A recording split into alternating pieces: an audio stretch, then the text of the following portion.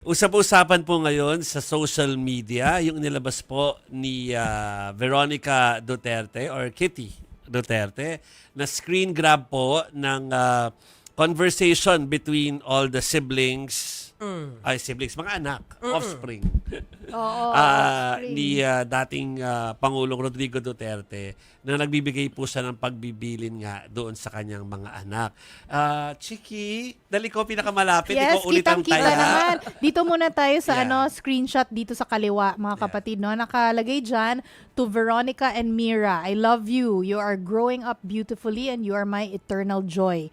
Sa baba po niya, nakalagay, to Sarah, Paulo, and Baste, I love you all. I'm so proud of what you are doing and how you hold high the name of our family. Ayang nasa left. Nandito po sa kabila naman, sa kanan, nakalagay dyan, Pulong. Tapos, so message niya for Pulong. Yeah. Do your job and do what is right. Ang next, Inday. Message niya for Inday. Keep up your good work. God will remember it. Ang sunod, Baste. Add more girls to your to add your headache. Okay. More success, Mayor. Kitty. Stay beautiful and earn more money. Mira. Study hard and remember that Dada loves you very much. Naguluhan ako sa add more girls to add your headache. Oh. Pero gets naman. So, in short, mga mensahe niya sa mga anak niya. Diba? So,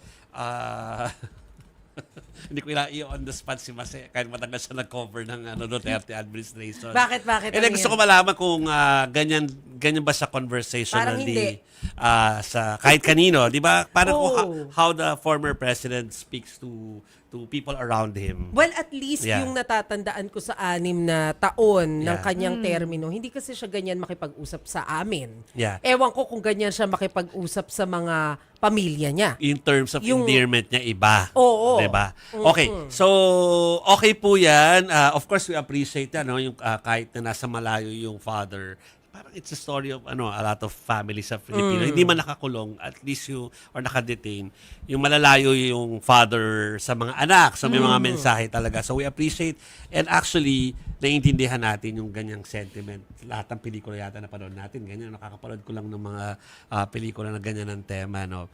Pero, May pero? may pero kasi may mga dyan mismo sa pinost na yan, may mga nag-comment agad, kayo ha, masyado kayong mapagbantay. Anong mga comments? Ano daw? Kaya tuloy, ang nangyari sa akin, tumawag pa ako doon sa mga naiwan nating reporter doon sa The Hague, to make sure na tama yung yung detalye. Kasi sinasabi nila paano daw nagkaroon ng pagkakataon ang dating pangulo na magkipag-chat.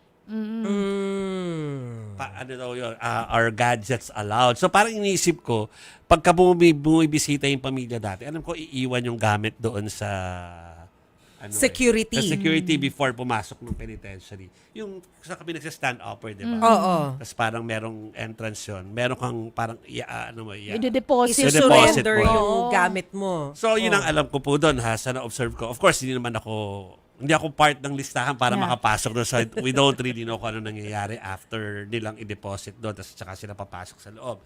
Pero alam ko, ganun nga po yan. Tapos, dahil yung mga netizen na yung pumuna, di tinanong ko na nga po yung mga kasamahan natin doon. So parang may mga notes pa lang nga kami na pinaalala sa akin. Oo. Na parang mga 8 to 10 points na parang briefing tungkol doon sa penitentiary. So hindi ko na po babasahin yung 7 or 8 na yon, pero yung ika-ano po ang babasahin ko ha. Number 8. The prisoners have computers. But they don't connect to the internet. Intranet. Yes, It's intra lang, intranet. sa loob lang. Hindi pwede mag-Skype or Zoom. Tapos ang pwede lang kausapin that way ay yung kanilang team of lawyers. So, walang iba. Kundi yun lang. May mga allowed lang. And they get 200 minutes of free phone time per month to a strict set of numbers apart from their lawyers. Phone call. Hindi gadget type na yung makabago na we can chat. Oo. So, ganun po. So, yun ang nakalagay po. Or, iniisip ko, is it also possible na baka naman phone call? pass the message. Baka in. Para pass the pinas the message. message. Idinikta ni FPRRD yung Exactly. message, di ba? Kaya weird yung syntax and Yes. way of saying it. Context clues. Pwedeng pala kausap yun. niya si Ay, Hanilet pwedeng ganon. or someone. Oo. Oo. Para i-pass the message. Oh, itong sabihin mo kay Inday. Itong sabihin mo Correct. kay Mira. Syempre Ganon. kasi hindi rin naman nakakagulat na namimiss niya yung pamilya niya. To be fair. Exactly, to be fair. Oo. At saka, well, at least, yung message naman is para sa pamilya, mukhang appreciated ng pamilya. So, I think yun yung mas importante. Yes. Diba? So, pero yun na nga, pinost po ni Kitty Duterte or ni Veronica sa kanyang IG yan, diba? IG story Yeah, yan IG eh. stories. So, syempre, kapag po pinopost mo na sa IG yan, public na po yan, unless restricted.